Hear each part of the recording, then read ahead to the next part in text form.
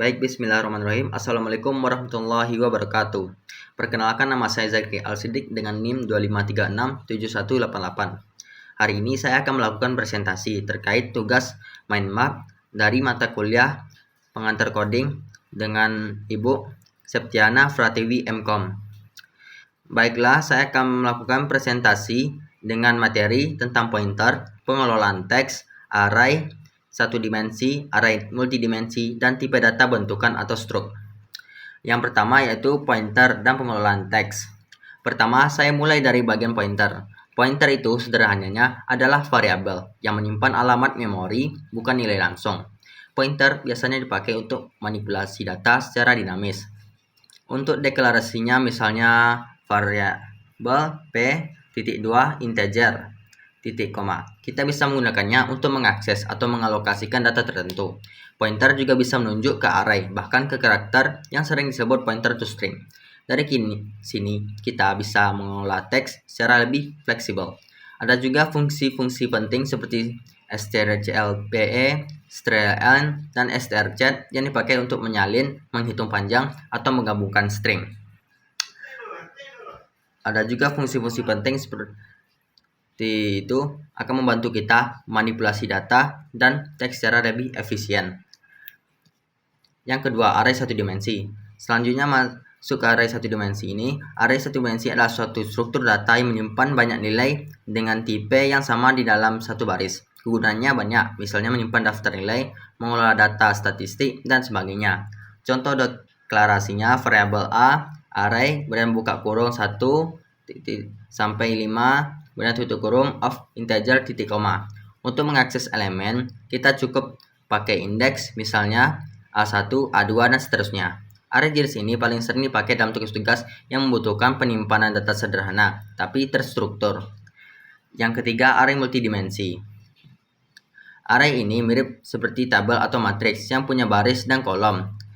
Array multidimensi atau sering disebut array dua dimensi ini, cara aksesnya menggunakan dua indeks. Contohnya itu variabel m, array buka kurung 1 sampai 3, kemudian koma 1 sampai 4, tutup kurung of integer titik koma. Array multidimensi biasanya digunakan ketika kita bekerja dengan data berbentuk tabel seperti matriks, nilai mahasiswa per pertemuan, atau contoh program-program yang menampilkan data dalam bentuk grid. Yang keempat, tipe data bentukan, struk atau record. Ini adalah tipe data yang terdiri dari beberapa variabel berbeda tipe, tetapi digabung jadi satu kesatuan. Jadi, kita bisa menyimpan data yang kompleks dalam satu struktur. Contohnya itu type record, nama, string, buka kurung 20, tutup kurung titik koma, nilai, titik 2 integer, titik koma, n. Setelah itu, kita bisa membuat variabel dengan tipe tersebut dan mengakses anggotanya, seperti m nama sama dengan jack, m nilai sama dengan 90. Struk sering dipakai untuk menyimpan data mahasiswa, produk, barang, karyawan, dan sebagainya, termasuk membuat database kecil dengan array of record.